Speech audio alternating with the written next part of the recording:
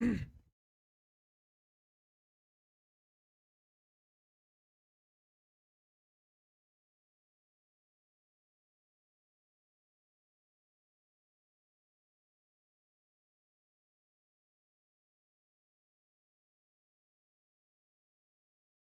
Good morning everyone. आज हम लोग जो है सीजीएल मेंस का पेपर डिस्कस करने जा रहे हैं, जो कि अभी 15 तारीख को हुआ था। ठीक है। ये 15 जनवरी का ही पेपर है जो अब की बार हुआ है। कोई देखे आया था क्या? हाँ हाँ, 18 का होगा। कोई नहीं कोई नहीं, कोई दिक्कत नहीं है, तो परेशान ना हो। कोई नहीं, इंट्रो की क्या करना है यार। चलो क्वेश्चंस करो फटाफट।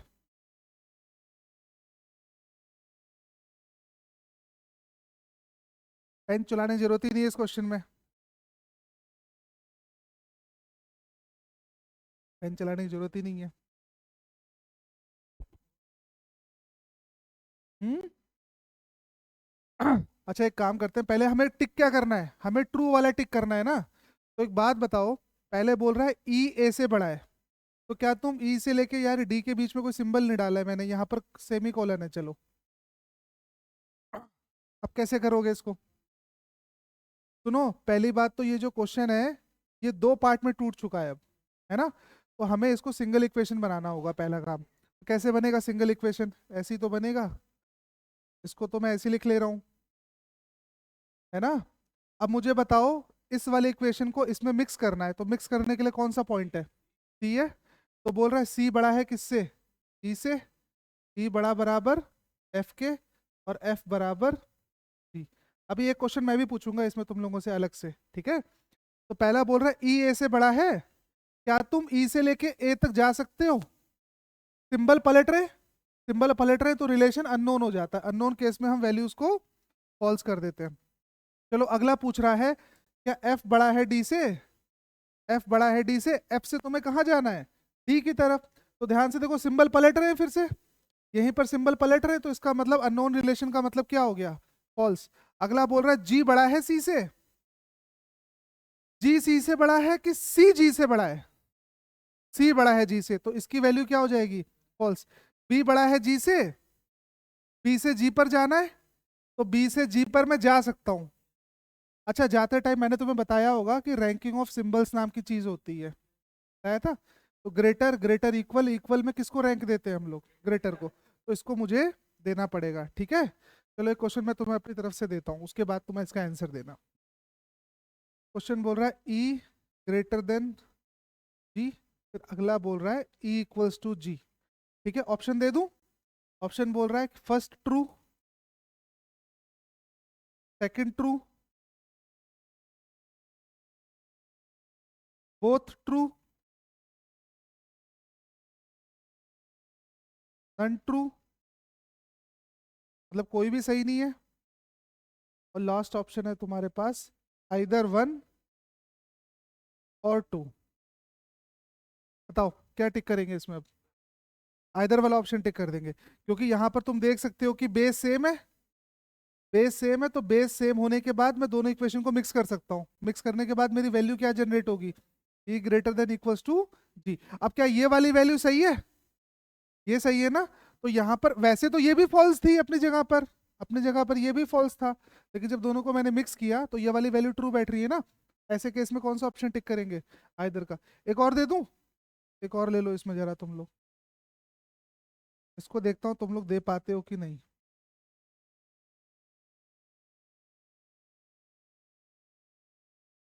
ऑप्शन वही है,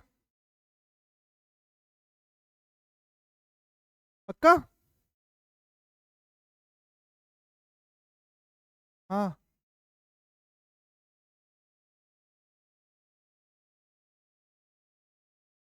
इधर है। None, none is true. Either वाला कैसे समझाना, जरा मुझे वो जस्टिफाई करना, तो आइदर वाला। अच्छा एक बात बताओ, सुनो मेरी बात सुनना ध्यान से। जैसे ये वाला जो केस था ना, तो पहले ये बताओ ई से जी पर जाया जा सकता है? जा सकते हैं। जाते टाइम मेरे पास ग्रेटर इक्वल की रैंकिंग आनी चाहिए, तो वो आ रही है ना। लेकिन चक्कर क्या है, जब तुम ए से लेकर डी तक जाओगे तो पहली बात तो तुम जा ही नहीं सकते, रिलेशन अननोन हो गया। अननोन केस में वो बड़ा भी हो सकता है, बराबर भी हो सकता है और छोटा भी हो सकता है। तो यहां पर ना ये फॉल्स है, ये भी फॉल्स है। लेकिन ऑप्शन क्या टिक करोगे, नन इज ट्रू। लेकिन मान लो यहां पर अगर एक ऑप्शन ऐसा दिया होता, इन्होंने ध्यान से देखना बच्चों बात को, ठीक है, ये वाला ऑप्शन दिया होता अगर इन्होंने, तब मैं क्या टिक करता, तब आइदर टिक होता, क्योंकि रिलेशन अननोन है तो तीनों सिंबल मिलने चाहिए। बात समझ में आ गई? ठीक है, चलो अगले क्वेश्चन पर आओ।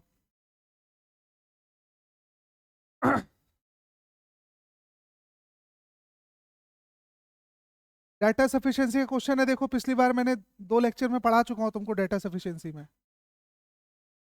कैसे करेंगे इसको?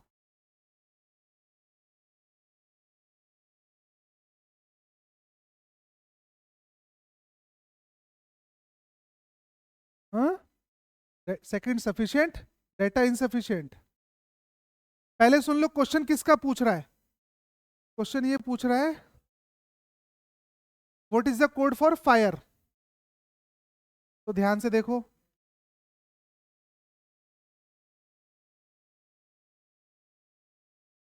पहले पहले सुनो ध्यान से देखो, पहले सबसे पहले ना यहाँ पर तुम्हें एक का तो कोड दे ही रखा है। किसका दे रखा है? Fire in mountain. माउंटेन को मैं एम्प्टी लिख दे रहा हूँ, ठीक है। इसका कोड कितना दे रखा है? SI PH और PO। हमसे फायर का कोड पूछा है, तो एक काम कर लेते हैं ना, अब मैं स्टेटमेंट नंबर 1 ले लेता हूँ। तो माउंटेन से मुझे कुछ हेल्प मिलेगी, अगर मान लो माउंटेन के कोड को मैं BO लिखता भी हूँ, इससे कुछ मुझे हेल्प मिलेगी पहले वाले से? क्यों हेल्प नहीं मिलेगी? क्योंकि मेरा माउंटेन का क्रैक तो हो गया, लेकिन ना तो फायर का क्रैक हुआ ना ही इनका क्रैक हुआ। अच्छा, दूसरे केस में किसको ले लेता हूं मैं? Ice and fire. अब इसका कोड क्या ले रखा है इन्होंने? SI YU और CA। अब ध्यान से देखो, तो SI और SI कॉमन हो गया, तो इसका मतलब फायर का कोड क्या हो गया तुम्हारे? SI। तो यहाँ पर आंसर क्या टिक करोगे तुम? Only second is sufficient. तुम लोगों का सही है कि गलत है? हम्म, कौन सा ऑप्शन होगा? Fourth option. दोनों कहाँ यूज किए? दोनों कहाँ यूज किए मैंने? भाई पहले से निकाला मैंने, तो पहले से तो आंसर निकला ही नहीं ना। एक कोड तो दे ही रखा है ना ऊपर, तो ऊपर वाला तो निकला ही नहीं, फिर मुझे नीचे से लेना पड़ेगा। नहीं समझ में आई क्या बात? बताओ, क्लियर है ना? आगे चले, चलो। चलो इस क्वेश्चन को बताओ, ये तो बहुत ही इजी क्वेश्चन लग रहा है यार, देख के टिक मार दोगे इसको। डी ऑप्शन होगा पक्का? रोटेशन अलाउड नहीं है, ध्यान रखना इस चीज को, ठीक है। क्वेश्चन में लिखा होता है रोटेशन। तो डी में तुम्हें कहाँ दिख रहा होगा? यही दिख रहा होगा डी में, ये देखो, ये यही दिख रहा होगा शायद। ये तो बहुत ही आसान क्वेश्चन था यार, डी। एक मिनट रुक जाओ, इसको मैं भी बाद में करते हैं इस वाले क्वेश्चन। क्वेश्चन नंबर ध्यान रखना, क्वेश्चन नंबर 4 बाद में करेंगे इसको। ये हिंदी में दे दिया था मैंने। चलो,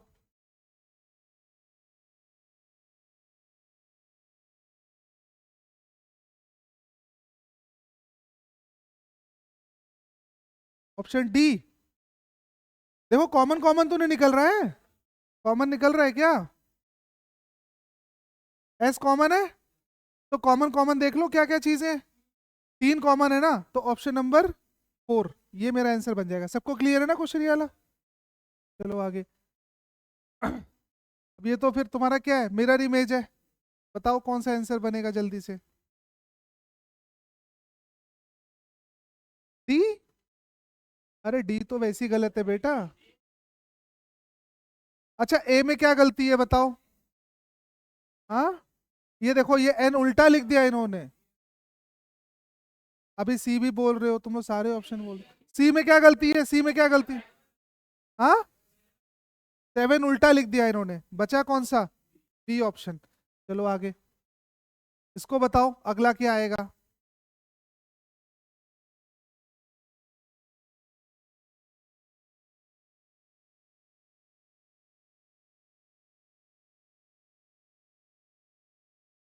कैसे भाई, समझाओ जरा। हाँ, सी होगा कि ए होगा?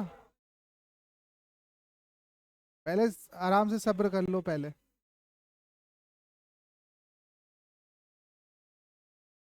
कैसे समझाओ? ट्रायंगल के नीचे?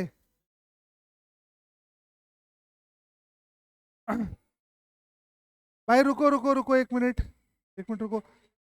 अरे यार एक बात बताओ, इसको इन्होंने 90 डिग्री क्लॉकवाइज है, 90 डिग्री क्लॉकवाइज है कि नहीं है? देखो 90 डिग्री क्लॉकवाइज चला गया इस वाले डायग्राम में, तो इसमें भी 90 डिग्री क्लॉकवाइज होना चाहिए।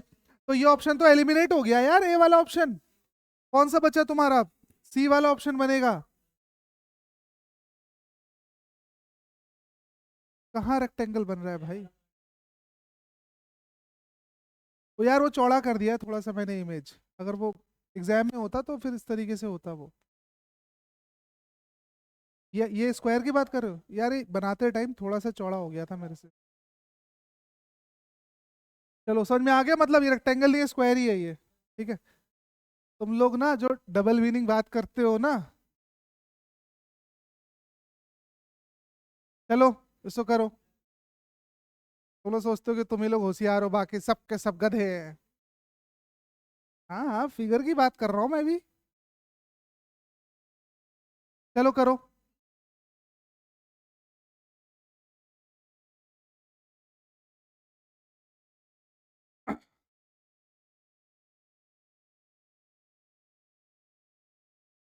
कौन कौन से वर्ड लेने हैं मुझे? मुझे लेना है फर्स्ट वर्ड लेना है, और कौन सा लेना है? थर्ड वर्ड लेना है। 1 मिनट रुको, और कौन सा लेना है? छठा और सातवां। तो पहला वर्ड कौन सा है तुम्हारा? पहला वर्ड हो गया तुम्हारा आर। दूसरा तीसरा वर्ड कौन सा है? सी, N, I.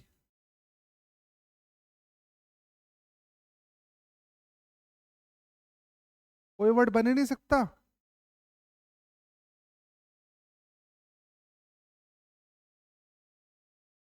Left to right से काउंट करना है ना? चलो कोई वर्ड बन नहीं रहा, इसका आंसर क्या बनेगा? नन, कोई मीनिंगफुल वर्ड नहीं बन रहा। चलो इस पर आओ।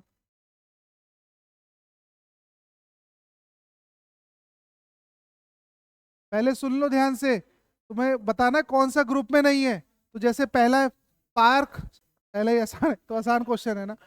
रेस्टोरेंट पे डिनर करते हो, टेम्पल में पूजा करते हो, थिएटर में मूवीज देखते हो, पार्क में स्विम नहीं करते ना, पार्क में डेट पे जाते हैं, क्यों?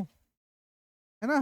चलो इसको बताओ जल्दी से। अच्छा रुक जाओ, इसको भी क्वेश्चन नंबर 12 भी ध्यान रखना, लास्ट में डिस्कस करेंगे इसको।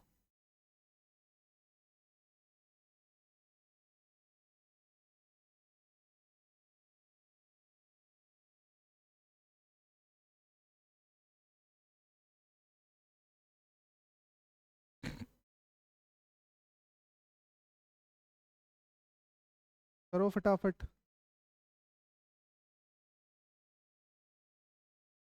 Q is father of N, N is sister of T, N T की बहन है।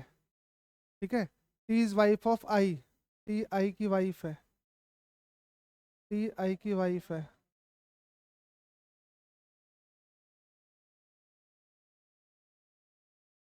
टी आई की वाइफ है। I is son of L, I is son of L. चलो मैं बना रहा हूँ, देखते हैं। इसमें बोल रहा है कि जो यू है ना, यू, यू किसका पिता है? यू पिता हो गया, यू पिता हो गया एन का। फिर बोल रहा है कि एन बहन है किसकी? टी की। एन टी की बहन हो गई। फिर बोल रहा है टी किसकी वाइफ है? टी आई की वाइफ है ना। तो इसका मतलब आई को मेल होना पड़ेगा। आई किसका पुत्र है? एल का पुत्र है। अब सुनो, एल का जेंडर क्लियर नहीं है यहाँ पर। क्वेश्चन क्या पूछ रहा है? हाँ, U related to L, U का रिलेशन एल से, तो समधी है ना। तो फिर कौन सा ऑप्शन है? सन्स वाइफ फादर, यू का एल से, सन्स वाइफ फादर।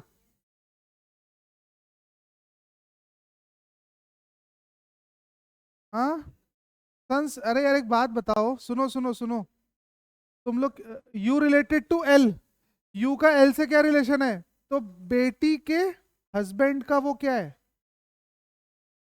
इसमें कोई पहला ऑप्शन क्या बोल रहा है? Son's wife father. तो सन्स वाइफ फादर तो है नहीं, पहला ऑप्शन गलत है। सन्स वाइफ, दूसरा भी गलत है। सन्स वाइफ सिस्टर, यू का एल से निकाल रहा हूं, यू का एल से निकाल रहा हूं, यू इधर है एल इधर है ना? हाँ, यू क्या लगेगा एल का? एल का क्या लगेगा? अच्छा यू रिलेट, अच्छा यू एल का क्या लगेगा? उल्टा ले रहा था, उल्टा ले रहा था। तो यू एल का क्या लगेगा? हिंदी बताना जरा एक बार। अरे जो ऑप्शन दिए हुए हैं, बेटे की पत्नी का, ये वाला ऑप्शन होगा। यू एल का क्या लग रहा है? बेटे की पत्नी का पापा। सबका आंसर यही था। चलो, चलो इसको करो जल्दी से। मीनिंगफुल ऑर्डर में करना है तुम्हें। मीनिंगफुल ऑर्डर बनाना है इसका। डिक्शनरी नहीं है, मीनिंगफुल ऑर्डर है। सी, पहले मुझे बताओ क्या करोगे। पहले कॉन्सेप्ट बनाओगे, फिर क्या करोगे? फिर डिजाइन करोगे ना भाई। फिर डिजाइन करोगे, फिर डेवलप करोगे, फिर टेस्ट करोगे, फिर इम्प्लीमेंट करोगे। लास्ट बार 3 1। 3 1 4 2 5, कोई ऑप्शन है? सी ऑप्शन है, अच्छा ये 3 1 4 2, अरे ठीक है चलो कोई नहीं। 3 1 4 2 5। चलो अगले पर आओ। तार्किक और सार्थिक, इसको फिर मीनिंगफुल ऑर्डर बनाना है। सबसे पहले पल्प आएगा, ये हटा दो जरा, ये गलत है। सबसे पहले पल्प आएगा, उसको फिर ड्राई करोगे, फिर फिर प्रेस करोगे, फिर पेपर बन, हाँ, फिर पेपर बनेगा, फिर डिलीवरी होगा। तो कौन सा ऑप्शन होगा तुम्हारा? पहले एक मिनट रुक जाओ। पहले पल्प नहीं आएगा? पहले पल्प आएगा, फिर प्रेस करोगे। पहले पल्प आएगा, फिर प्रेस करोगे, रुक जाओ, फिर ड्राई करोगे, फिर फिर फिनिश पेपर, फिर डिलीवरी। कौन सा ऑप्शन है? ए ऑप्शन है।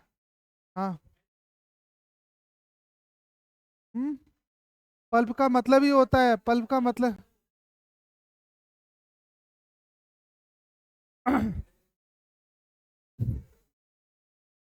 ठीक है, चलो आगे देखते हैं। चलो इसको करो जल्दी से।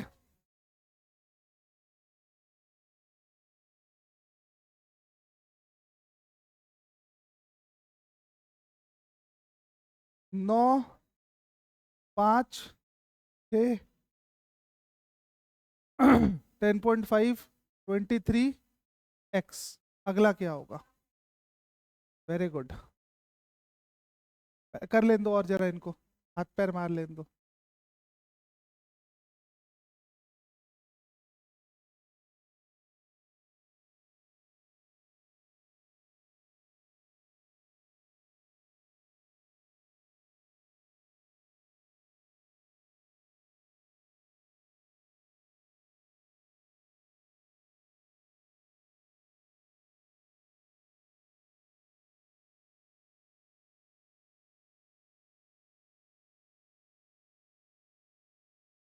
तो दो बच्चों का आ गया आंसर।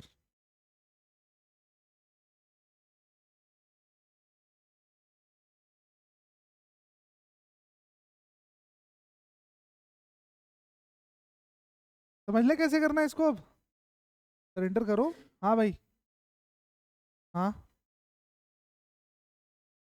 रुको। 9 × 0.5 कितना बना? 4.5 प्लस 0.5, वेरी गुड। आंसर कितना बना? 5। फिर 5 × 1 कितना बना? 5 + 1 कितना बन गया? 6। फिर 6 × 1.5 कितना बना? 15 × 6 = 90, 9। 9.9 प्लस 1.5 कितना बनेगा? 10.5। तो यहाँ पर किससे मल्टीप्लाई करोगे अब इसको? × 2 से होगा। यहाँ किससे मल्टीप्लाई होगा? × 2.5 से होगा ना। तो 2 मल्टीप्लाई करा तो कितना आया? 57.5, और प्लस 2.5, देखो 60। अब यस सर मत बोल, नहीं निकला टाइम पे आंसर, बात खत्म। वो अचानक से तो किया उसने। हाँ, और तू हीरा नहीं है। चलो देखो स्टार्ट हो रहा है फ्रॉम मंडे, तो मंडे से लेके संडे चार्ट बना लो ऐसे एक। Monday, Tuesday, Wednesday, Thursday, Friday.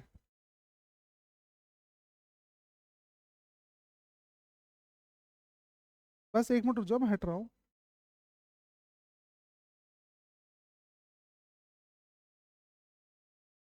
मैं पढ़ दे रहा हूँ। Q has exam on Saturday, Q का एग्जाम सैटरडे को है, सैटरडे को लॉक कर दो क्यू को। फिर only two people have exam between S and Q, S और क्यू के बीच में दो लोग हैं।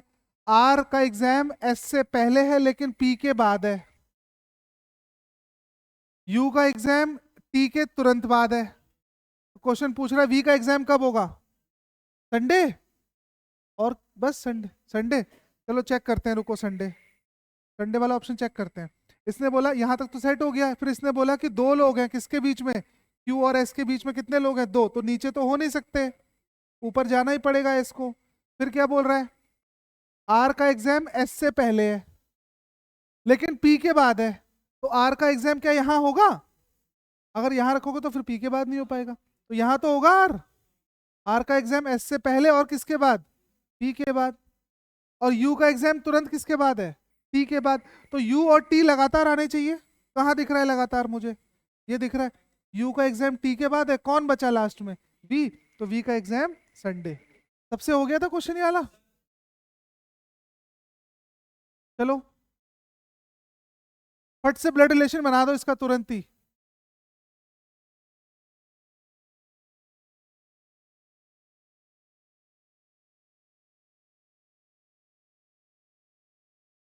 ऑप्शन ही अजीब ढंग से दे रखे हैं पूरे।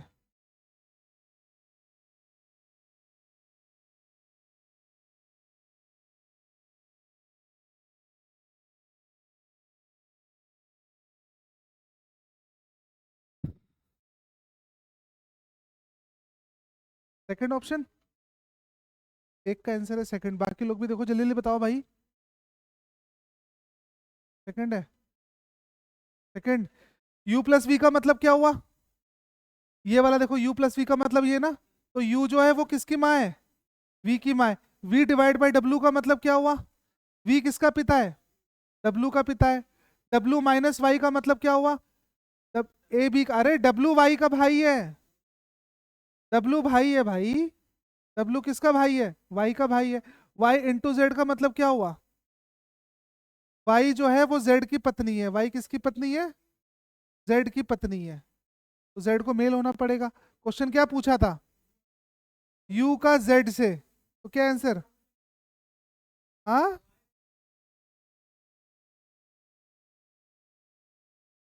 Wives father's mother, wife's father's mother's. ठीक है, वाइफ्स फादर्स मतलब सेकंड ऑप्शन। ठीक है, चलो आगे, इसको बताओ। अरे बहुत जल्दी दे दिया आंसर तुम लोगों ने भाई।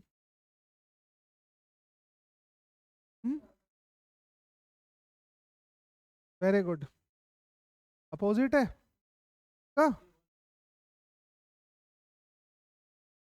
सब इनवर्ड की तरफ है। सब एक डायरेक्शन में है।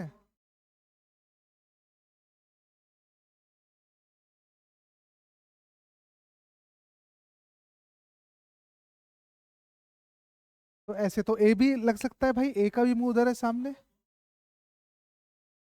अच्छा, दोनों का मुंह एक साइड है। और अगर मैं इसको क्लॉकवाइज वाला सिस्टम लगाऊं तो नहीं बनेगा? चलो सी आंसर है वैसे तो, लेकिन अगर मैं क्लॉकवाइज चलूं सब में,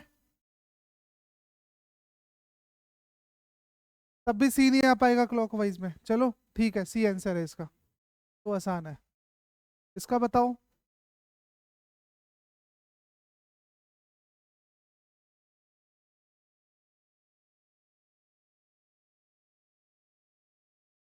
ये भी लॉजिक समझाना है इसका।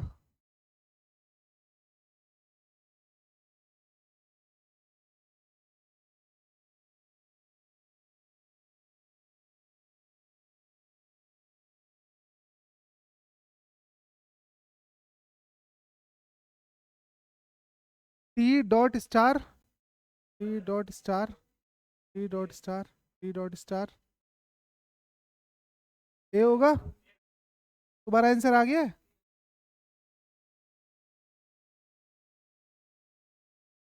चलो, ये वही है, इसको अब अलग अलग, इसको ना डिजिट में मत तोड़ देना, जैसे ये क्वेश्चन लिखा हुआ है 13 को हम 13 ही मानेंगे, ऐसे क्वेश्चन देखे हैं ना। 13 को 13 ही मानना, तोड़ना मत। पहला ही है, क्या लॉजिक है इसका? हाँ,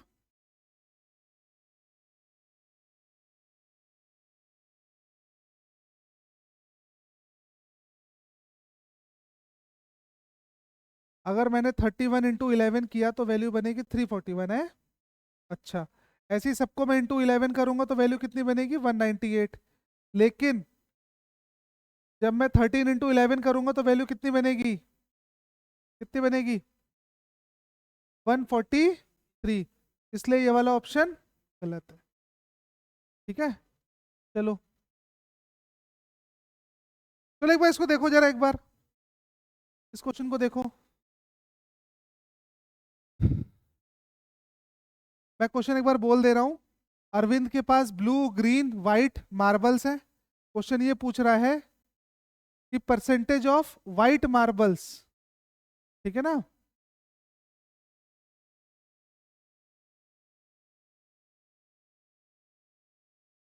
तो आसान क्वेश्चन है यार। सेकंड यार, बिना पेन चलाए, बिना पेन चलाए भाई। एक बात बताओ, जैसे पहला वाला जो है इसमें तो वाइट का नाम ही नहीं है, वाइट का नाम ही नहीं है, तो इससे तो आंसर निकल ही नहीं पाएगा। अब इसने बोला 3/10 इंटू 100, बात खत्म। सेकंड वाले से आंसर निकल आएगा कि नहीं निकलेगा? यहाँ पर ओनली सेकंड इज सफिशिएंट। चलो, ओरल करो इसको तो। तुम्हें बताना है टी का अपोजिट। हाँ, फोर्थ ऑप्शन कहाँ से क्लॉकवाइज घूम जाए? तो T Q V, T U S, किसका पूछा था? टी का उल्टा। तो टी तुम्हारा पी तो बचा, पी तो बचा, तो टी का उल्टा पी। चलो आगे।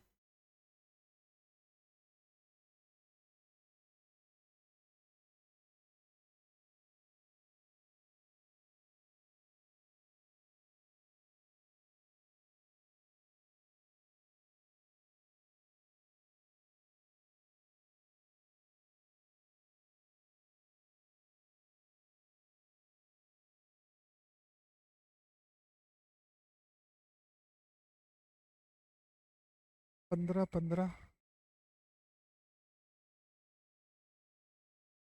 10।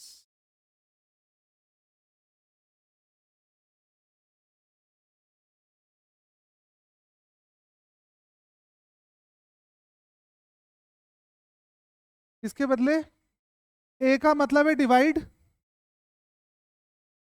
बी का मतलब है मल्टीप्लाई, ठीक है, सी का मतलब है प्लस, और डी का मतलब है माइनस।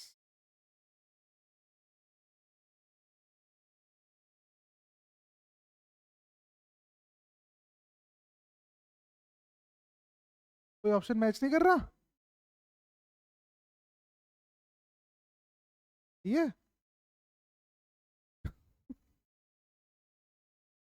करो करो।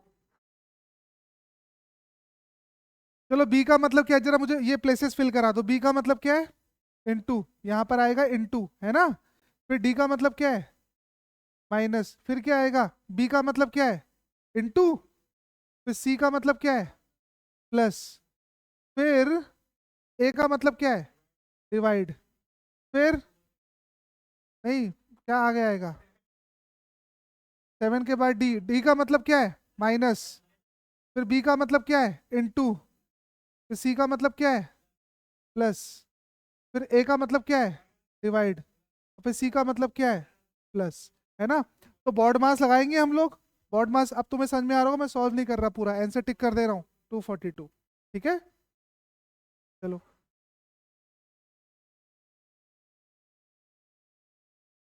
बाएं से दाएं आरोही क्रम में लगाना है इसको। करो।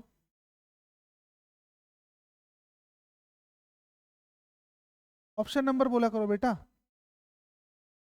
सेकंड। अब ये तो बहुत ही आसान क्वेश्चन है। है ना।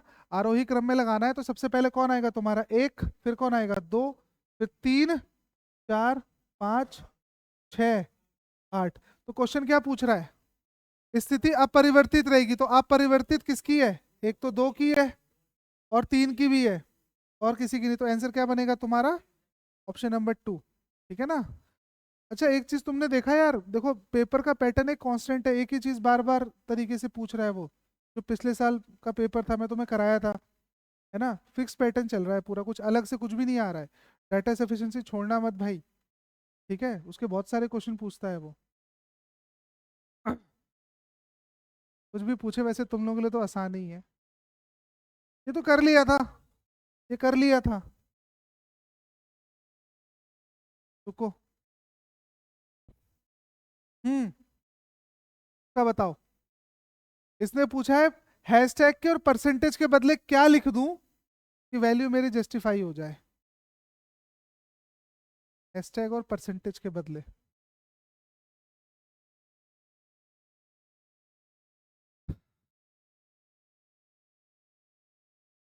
हैशटैग और परसेंटेज के बदले।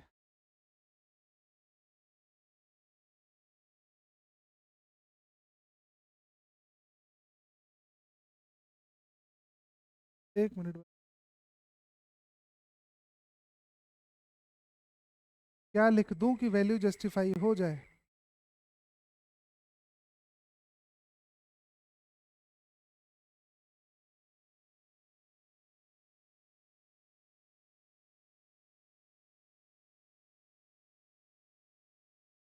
करो एक बार जरा।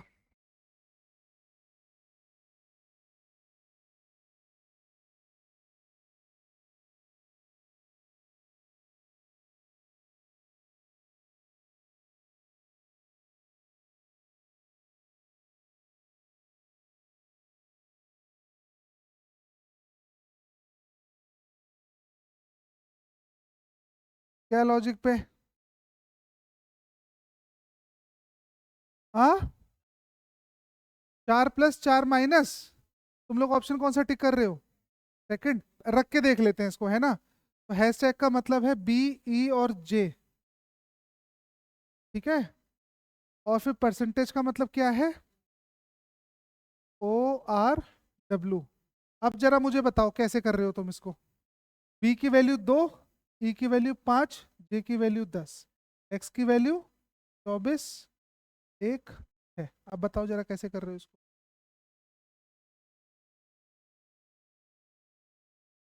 किसमें माइनस चार, बी में से माइनस चार करोगे तो एक्स आएगा, पाँच में से माइनस प्लस चार, माइनस चार, माइनस चार है, माइनस ही हो रहा है सब में, माइनस चार माइनस चार माइनस चार हो रहा है, तो उसका मतलब इसमें माइनस चार होना चाहिए। एस की वैल्यू 19, ओ की वैल्यू 15, माइनस चार हो गया, वी की वैल्यू 22, आर की वैल्यू 18, माइनस चार हो गया, ए की वैल्यू 1, डब्ल्यू की वैल्यू 23, फिर माइनस चार हो गया, तो माइनस चार माइनस चार माइनस चार।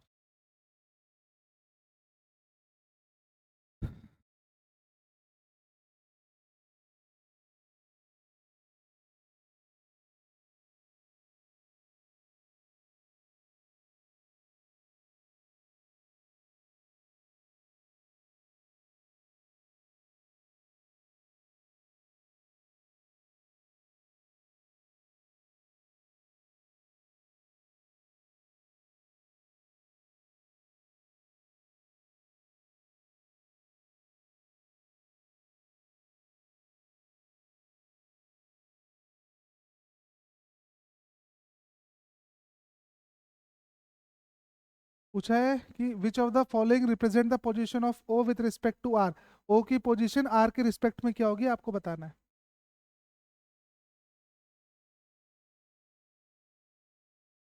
इमीडिएट लेफ्ट, कोई ऑप्शन है ऐसा, O with respect to R, O की पोजीशन आर के रिस्पेक्ट में, ओ की पोजीशन बताना आर के रिस्पेक्ट में, तो इमीडिएट लेफ्ट तो है ही नहीं option. P Q R S T, छह बंदे हैं ना, छह बंदे, second to the left option है। कितने बंदे हैं टोटल अभी, एक मिनट देख लेते हैं, ऑप्शन को देख लेता हूँ मैं एक बार, क्वेश्चन क्लियर है ना। कैसे? रुको, P Q R S T U O P Q, कितने लोग हैं? एक दो तीन चार, कितने लोग हो गए टोटल? एक दो तीन चार पाँच छह बंदे हो गए। अभी देखता हूँ, रुको। छह बंदे हो गए। दो डायग्राम बना लिए चलो मैंने। फिर इसने बोला है एक गोलाकार मेज में केंद्र की ओर मुंह करके बैठे। चलो। फिर इसने बोला है P sit second to the, P sit second to the left of T. P कहाँ पर बैठा हुआ है? टी के सेकंड लेफ्ट में। पी कहाँ पर बैठा है? टी के सेकंड लेफ्ट में। एस कहाँ पर बैठा है? सुनो, एस जो है वो कहाँ पर है? S is third to the right of Q. S जो है वो क्यू से दाईं ओर तीसरे स्थान पर है। फिर बोल रहा है क्यू किसका पड़ोसी है? पी का। तो एक बार क्यू तुम्हारा यहाँ आ सकता है, एक बार क्यू तुम्हारा यहाँ आ सकता है। ऐसे ही तो बनेगा डायग्राम, देखो ध्यान से। अच्छा, Q is not immediate neighbour of O. तो क्यू जो है वो तुम्हारा यहाँ यहाँ नहीं आ सकता। एक बार यहाँ रखो, एक बार यहाँ रखो, कोई दिक्कत तो नहीं है? चलो। अब क्यू के थर्ड राइट में कौन है? एस। अब यहां से राइट क्या बनेगा तुम्हारा? एस ही तो बनेगा राइट, ऊपर से। तो एक दो तीन, यहां पर कौन आएगा? एस। और ये वाला डायग्राम तो तुम्हारा गलत हो जाएगा, मुझे लग रहा है राइट बन ही नहीं पाएगा, तो ये गलत हो गया ना। तो डायग्राम बनाए करोगे फट से सॉल्व हो जाएगा। फिर क्या पूछ रहा है? O sit second to the right of S. O जो है वो एस से दाईं ओर दूसरे स्थान पर है, यहीं पर तो आएगा। अब यहाँ कौन बचा? आर बचा हुआ है। तो क्वेश्चन ये पूछ रहा है ओ की पोजीशन आर के रिस्पेक्ट में। तो ओ जो है वो आर से कहां पर है? सेकंड लेफ्ट, सेकंड लेफ्ट में। ठीक है। आंसर क्या बनेगा? Second to the left. Immediate left कैसे? डायग्राम गलत था क्या? अच्छा अच्छा ठीक है, हिंदी में क्वेश्चन नहीं दिया है। ठीक है चलो। चलो करो फट से इसको।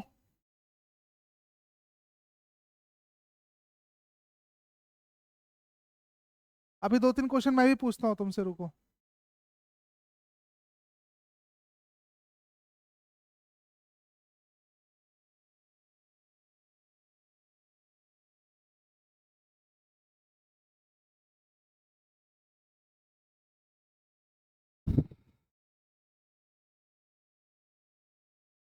चौथा ऑप्शन, सारे शीप तुम्हारे क्या है बच्चों? काऊ। फिर क्या बोल रहा है? कुछ काऊ क्या है तुम्हारे? हॉर्स है। और सारे घोड़े क्या है तुम्हारे? जैकल हो गए। तो डायग्राम तो यही बना होगा सबका। फिर पहला क्वेश्चन पूछ रहा है कि कुछ जैकल काऊ है, तो कुछ जैकल काऊ जा रहा है ना जे के सी के अंदर। तो पहला ट्रू है कि गलत है? पहला ट्रू। फिर कुछ हॉर्स शीप है, हॉर्स इधर है, शीप इधर है, रिलेशन कैसा हो गया? अननोन। अननोन केस में कोई भी कंफर्म बात नहीं कह सकते। एक क्वेश्चन मैं पूछूं इससे।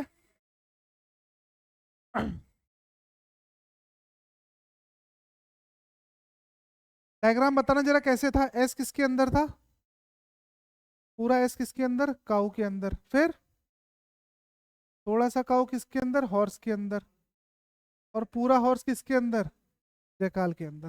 पहला क्वेश्चन है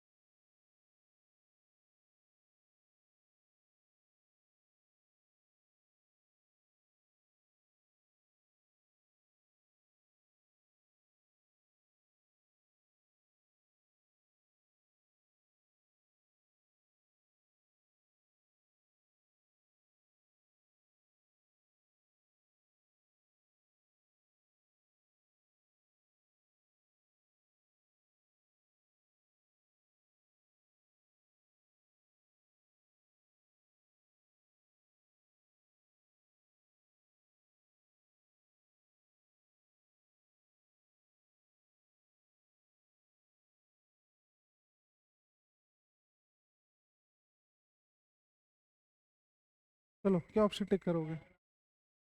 हम्म, आइदर फर्स्ट और सेकंड। देखो, एक बात सुनो ध्यान से। वैसे तो ये वाला भी गलत है तुम्हारा, तुम लोगों ने दोनों ने सही, सब लोगों ने सही आंसर निकाला होगा। दोनों गलत है, क्योंकि रिलेशन कैसा है? अननोन है। लेकिन बच्चों ध्यान रखना एक चीज को, कभी भी अगर अननोन रिलेशन हो, है ना, सुनो ध्यान से, और सम के साथ नो लगा हो, ठीक है, सम के साथ क्या लगाओ? नो। कुछ के साथ, सुनो, कुछ के साथ क्या लगा हो? कोई नहीं लगाओ। तो ध्यान रखना, यहां पर बेस भी सेम हो तुम्हारा, ठीक है? समझ में आ रहा है क्या बोल रहा हूँ? सम के साथ क्या लगाओ? नो लगा हो। और बेस भी तुम्हारा सेम हो, कुछ के साथ कोई नहीं लगाओ और बेस भी सेम हो, और दोनों अपनी अपनी जगह पर क्या हो जाए? गलत हो जाए। तो ऐसे केस में हम कभी भी ना दोनों गलत वाला ऑप्शन टिक नहीं करेंगे। हम क्या टिक करेंगे? यदि पहला या दूसरा। बात समझे कि नहीं? एक क्वेश्चन मैं और दे रहा हूँ, मुझे सिर्फ तुम उसका डायग्राम बना के दिखा देना बस। तुम्हारे लिए चैलेंज ही यही है। क्वेश्चन ये है,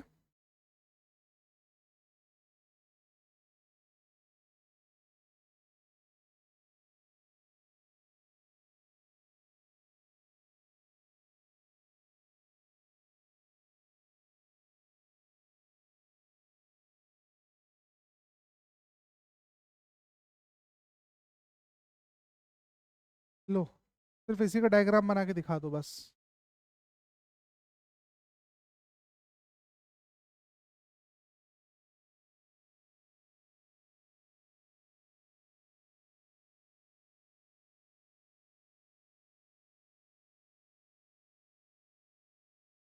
चलो, दोनों स्टेटमेंट है, ठीक है? तुम्हें एक चीज तो समझ में आ गई होगी, शायद इनका सर्कल अलग अलग नहीं बनेगा। ये तो फील हो गया होगा तुम्हें, है ना? जैसे ये वाला जो डायग्राम है, इसमें तुम्हारा कैसा बनेगा? A = B, है ना? और ये डायग्राम भी कैसा बनेगा तुम्हारा? A = B, ठीक है? लेकिन दोनों में जमीन आसमान का अंतर है। डायग्राम तो यही है, लेकिन दोनों में जमीन आसमान का अंतर। केवल A केवल B के बराबर है, तो B भी A के बराबर है ना? सुनो मेरी बात ध्यान से बच्चों। देखो, ये वाला जो सेंटेंस है तुम्हारा, अच्छा, केवल ओनली का मतलब होता क्या है? ओनली का मतलब, एक बात सुनो ध्यान से, ओनली नाम का शब्द जो होता है थोड़ा पॉजेसिव होता है, अपना कंट्रोल जमाता है ओनली नाम का शब्द। तो वहां से दो रिजल्ट सामने आते हैं, एक तो होने का भी, दूसरा न ना होने का भी। जैसे मैंने बोला, जैसे एक बात बताओ, तुम लोग जिस घर में रह रहे हो, वो घर तुम्हारा है कि सिर्फ तुम्हारा है? तुम्हारा है, सिर्फ नहीं है ना? बात समझ में आ रहा है? सिर्फ लगा होता तो इसका मतलब क्या होता? उसके होल सोल मालिक तुम ही होते, और बाकी लोग नहीं होते। यही तो मतलब है ना? अरे बोलो भाई, मैंने बोला ये पेन सिर्फ मेरा है, इसका मतलब तुम्हारा तो नहीं है ना ये? तो दो रिजल्ट निकल रहे हैं ना पेन के। तो यहाँ पर ये बताओ, जब इसने बोला केवल ए केवल बी है, तो ध्यान रखना बच्चों, ऐसे नाम में ना, ऐसे लाइन में तुम थोड़ा शेड मार लेना। शेड मारने से तुम्हें ये समझ में आ जाएगा कि ये जो ए और बी है, ये अब और किसी के अंदर नहीं जा सकते। बात समझे कि नहीं? जैसे मान लो सपोज, इतना लिखने के बाद मान लो ये लिखा हुआ है, और मैंने तुमसे कंक्लूजन पूछ लिया, निष्कर्ष मैंने ये पूछा अगर, कि ये बताओ no B is C, no B is C, ठीक है? तो ये बताओ, इस लाइन में क्या करोगे? इसको ट्रू करोगे कि फॉल्स करोगे? इसमें क्या करोगे? इसमें क्या करोगे? बोल रहा है कोई बी सी नहीं है, उसमें क्या करोगे तुम? उसमें फॉल्स, इसमें, इसमें ट्रू करना पड़ेगा। बात समझे कि नहीं? अरे भाई, नो बी इज सी, ये बताओ, ए और बी सिर्फ आपस में रिलेशन बना सकते हैं, किसी और के साथ इनको बनाना ही नहीं है, तो ये लाइन क्या होगा तुम्हारा? ट्रू हो जाएगा इस केस में। बात समझे कि नहीं? हालांकि अभी तक ऐसे ओनली नाम के शब्द तुम्हें देखने को मिले नहीं होंगे पेपर में, ठीक है? लेकिन मुझे पूरी उम्मीद है कि पूछेगा जरूर आगे चल के। एक और दूं? एक और दूं?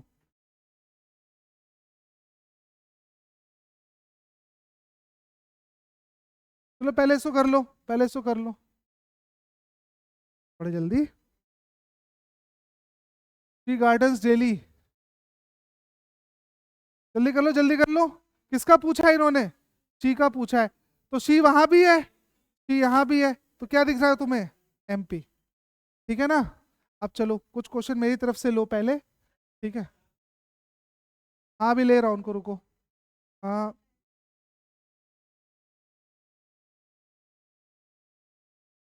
थोड़ा एक बार देख के आना जरा, जय सर आ गए क्या?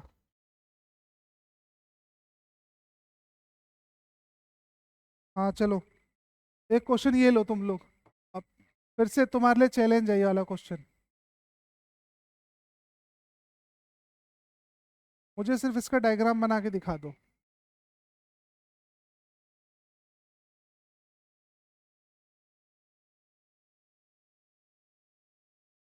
अब पहले क्या था? पहले था केवल एक, केवल बी है। अब क्या है तुम्हारे सामने? Only A or B. बताओ क्या डायग्राम बनेगा इसका? ए को बी के अंदर रख देंगे। चलो आज के बाद ये मत बोलना तुम लोग कभी भी, ठीक है? ध्यान रखना, इसका मतलब होता है ऑल बी आर ए, इसको उल्टा लिखते हैं हमेशा, ऑल बी आर ए। सुनो, इसका मतलब बी किसके अंदर होगा? ए के अंदर होगा। और क्योंकि केवल नाम का शब्द है इसमें, तो मैं थोड़ा सा इसको क्या कर दूंगा? शेड मार दूंगा। शेड मारने से क्या समझ में आता है?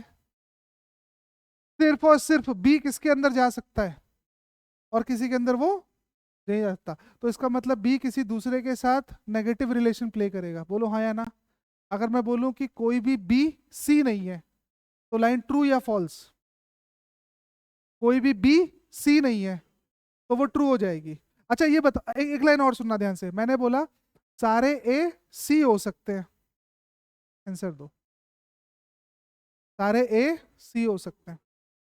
हो सकते हैं पक्का? समझाओ सर क्यों नहीं हो सकते?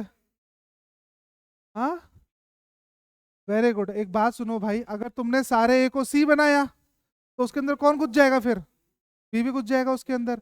और बल्कि बोल क्या रहा है कि बी किसी के अंदर जा ही नहीं सकता, यही तो मतलब था ना। तो सारे ए कभी भी सी नहीं हो सकते। अच्छा कुछ ए सी हो सकते हैं क्या? कुछ हो सकते हैं, कुछ हो सकते हैं। कौन सा वाला पार्ट कुछ में जाएगा? जो रिमेनिंग वाला पार्ट है, जो रिमेनिंग वाला पार्ट है वो कुछ में चला जाएगा, है ना? अच्छा ठीक है, एक काम कर लो जरा, थोड़ा इस क्वेश्चन का आंसर देने की कोशिश करो एक बार। क्वेश्चन को आंसर देने की कोशिश करो एक बार, इंग्लिश में पढ़ लो, फिर मैं हिंदी भी खोल दे रहा हूँ इसका। ये बोल रहा है कि कॉज और इफेक्ट, कारण और प्रभाव तुम्हें बताना है। Many people in city X have reported receiving two electricity bills. सुन तो लो पहले। बहुत सारे लोग सिटी एक्स के वो रिपोर्ट किए कि भैया उनको दो दो इलेक्ट्रिसिटी के बिल मिलते हैं। ठीक है, एक मिलना चाहिए लेकिन कितने मिल रहे हैं? दो। अब इफेक्ट क्या है इसका? Electricity board has publish the details of area where power shutdown are expected tomorrow in city X. ये बोल रहा है इलेक्ट्रिसिटी बोर्ड ने जो है पब्लिश द डिटेल्स, उसने पहले डिटेल निकाल दी कि कौन कौन से एरिया में बिजली चली जाएगी। इंग्लिश में पढ़ लो पहले एक बार, फिर हिंदी खोल दूं मैं। पढ़ लिया? मैं हिंदी भी खोल दूं, रुक जाओ एक बार, जो हिंदी वाले बच्चे एक बार देख लो, पढ़ लो, थोड़ा समझ में आ जाएगा।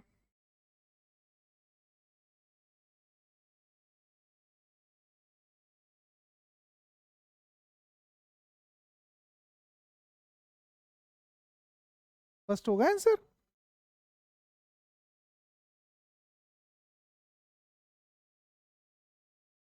प्रभाव बताना है, प्रभाव क्या हो सकता है?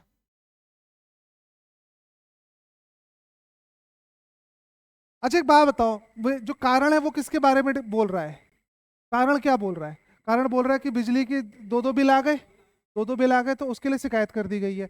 अब पहला प्रभाव क्या बोल रहा है? बिजली बोर्ड ने भैया सिटी एक्स में प्रकाशित कर दिया कि लाइट कब कब जाने वाली है, यही तो बोल रहा है वो, है ना? तो क्या इसका इससे कुछ लेना देना है?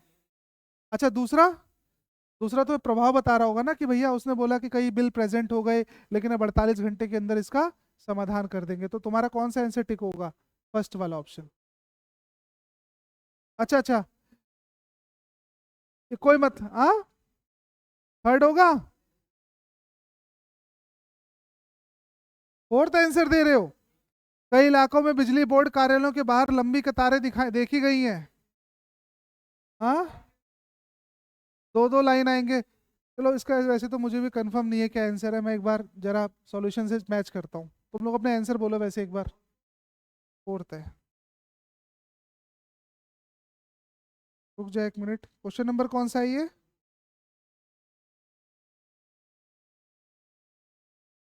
सही है फोर्थ वाला आंसर। ठीक है, नहीं फोर्थ वाला दिखा रहा है सही। अरे प्रॉब्लम आ गई बिजली उसमें, तभी तो सबके सब भागे जा रहे हैं वहां पर, दो दो बिल आ गए।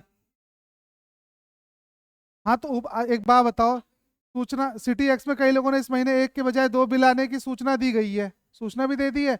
अब उसको रेक्टिफाई, प्रभाव क्या होगा उसका, प्रभाव क्या होगा उसका, ये देखो ना आप, लाइन उसके बाहर लाइन भी तो लगेगी। ठीक है, चलो। अब आपके घर में दो दो बार बिजली का बिल आएगा तो क्या करोगे बताओ? जाओगे कि नहीं जाओगे बिजली विभाग में, वही। चलो, और कौन सा क्वेश्चन था? Question number 12। क्वेश्चन नंबर 12 का देखते हैं, रुको।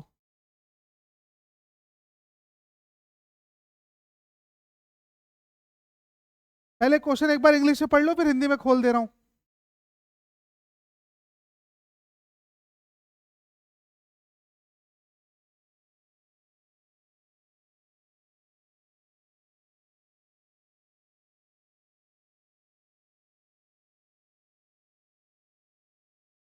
पढ़ लिया, इंग्लिश में पढ़ लिया, हिंदी में पढ़ लो बच्चे जरा, हिंदी में पढ़ो।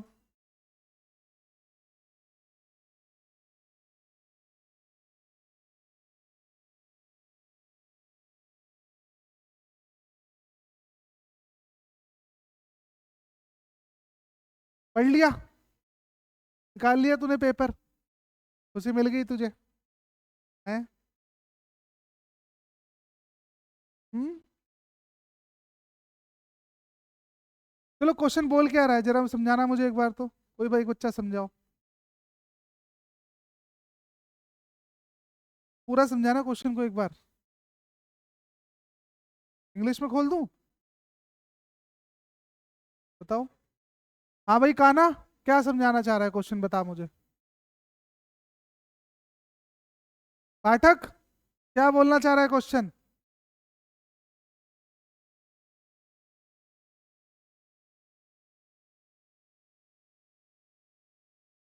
विशेष कि पहली सॉल्वर के समान सॉल्वर मैं इंग्लिश में खोल लूं जरा इसको अब।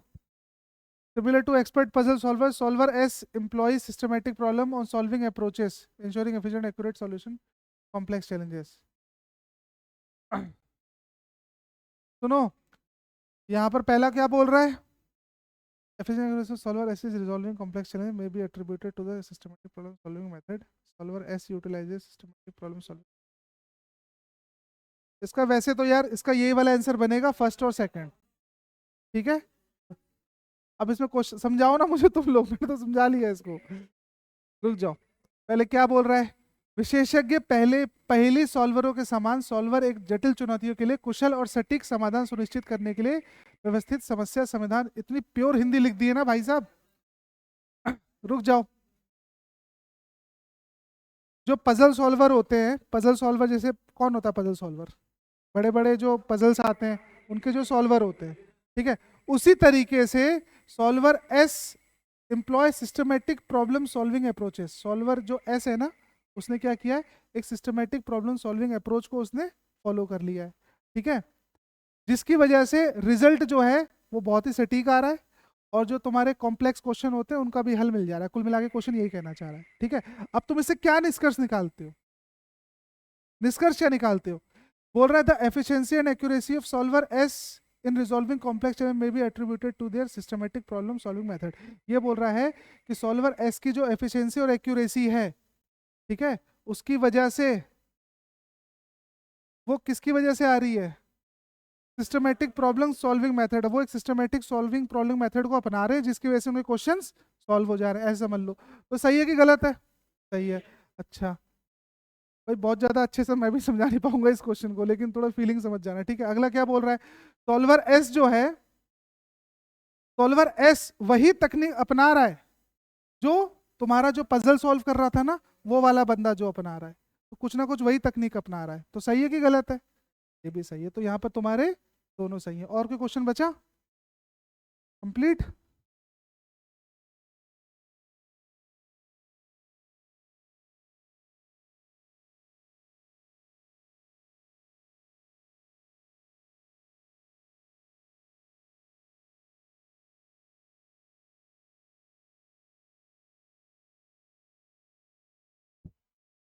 सुनो, एक क्वेश्चन दे रहा हूं तुम्हें, उसको तुम करने की कोशिश करना, पहले ध्यान से सुन लो पहले क्वेश्चन को। सुनो, एक लड़का है, सुनना ध्यान से। वो ना उसके पास कुछ अमाउंट है, उसके पास कुछ पैसे हैं उसके पास। समझो मेरी बात ध्यान से, पहले एक बार क्वेश्चन सुनो ध्यान से। तो इसने क्या किया, ये एक कंपनी में इंटरव्यू देने जाता है, ठीक है, एक कंपनी में क्या करने जाता है, इंटरव्यू देने जाता है। तो इससे ना बाहर एक चौकीदार खड़ा होता है, समझना ध्यान से। तो चौकीदार क्या बोलता है कि आप मुझे 1 रुपये दे दो, आप इंटरव्यू देने चले जाओ। क्वेश्चन यहाँ तक क्लियर है? तो ये इसको 1 रुपये देता है, कितने रुपए देता है, 1 रुपीज़ देता है इसको, ठीक है। और फिर इंटरव्यू देने चला जाता है। इंटरव्यू का जो बोर्ड मेंबर होते हैं वो इसके इंटरव्यू से बहुत खुश होते हैं और इसके अमाउंट को डबल कर देते हैं। क्या कर देते हैं इसके अमाउंट को, इसके अमाउंट को, जो इसके पास रिमेनिंग अमाउंट होता है ना 1 रुपये देने के बाद, तो उसके अमाउंट को क्या कर देते हैं, वो डबल कर देते हैं। बात समझ में आ गई यहाँ तक क्वेश्चन? फिर क्या किया उसने, जब वो बाहर आया तो उसने फिर वापस 1 रुपीज इस चौकीदार को दिए। समझ में आया अभी तक क्या हुआ है सीन? एक बंदा था वो इंटरव्यू देने जाता है, तो क्या नाम है, आ गया सर, आ गया, बस एक से, बस आ गया, आ गया, आ गया, आ गया। तो वो इंटरव्यू देने जाता, उसके पास कुछ पैसे होते हैं, ठीक है, वो इंटरव्यू देने जाता है, तो चौकीदार को 1 रुपया देता है, फिर इंटरव्यू देने जाता है, इंटरव्यूअर खुश हो जाता है, उसके पैसे को डबल कर देता है, फिर वापस वो 1 रुपये चौकीदार को देता है, फिर चला जाता है वो, ठीक है। यही प्रोसेस वो सेकंड ऑफिस में भी अप्लाई करता है, सेम प्रोसेस। हाँ, जो उसके पास रुपए होते हैं ना, उस रुपए से फिर 1 रुपये चौकीदार को देता है, इंटरव्यू देता है, इंटरव्यू में उससे बोर्ड मेंबर खुश, उसके रुपए डबल, बाहर आया, 1 रुपये चौकीदार को दिया। और फिर जब ये ऑटो में बैठता है ना, तो देखता है कि इसके पास कुछ भी पैसा नहीं है। तो आपको बताना है इसके पास जो इनिशियल अमाउंट था वो कितना था। क्वेश्चन समझ में आ गया? क्वेश्चन में कोई दिक्कत है किसी को तो पूछ लो, एक बार दोबारा समझा दूं, बताओ। दोबारा समझाने की जरूरत तो नहीं है?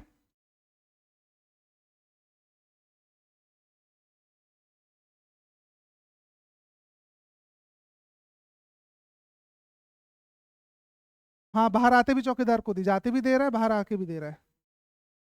2 रुपए, सुनो ये बोल रही 2 रुपए। अब 2 रुपए से आंसर लेके चलो, 1 रुपए दिए, एक पहले सुन तो लो, 1 रुपए दे दिए, 1 रुपए दे कितने रुपए बचे, एक, एक का डबल, दो, 1 रुपए दे दिए, कितने बचे, एक। इसने एक चौकीदार को दे दिया फिर दूसरे ऑफिस में, तो कितने बचे, जीरो, जीरो का डबल, जीरो, फिर वापस चौकीदार को कैसे देगा। वेरी गुड, 2 रुपए 25 पैसे, वेरी गुड, शानदार। मुझे उम्मीद नहीं थी तुम लोग आंसर दे लोगे, लेकिन दे लिया तुम लोगों ने, ठीक है। देखो, 1 रुपए देता है उसको, कितने बचे, डबल करो, इसके डबल हो गए ना, कितने हो गए, 2.5। फिर इसने 1 रुपये चौकीदार को दिया, कितने बचे, 1.5। फिर जब दूसरे ऑफिस में जाता है फिर 1 रुपये चौकीदार को देता है, कितने बचे, आधा, आधा का डबल, एक। फिर बाहर आया, 1 रुपये दिए, ठन ठन गोपाल हो गया फिर वो, है ना। और इसकी जो किस्मत थी वो तुम लोगों की तरह थी, फूटी हुई। क्यों? क्योंकि 1.5 रुपये, 2 रुपये 25 पैसे लेके गया था ये, है कि नहीं? चलो, थैंक यू सो मच। हाँ,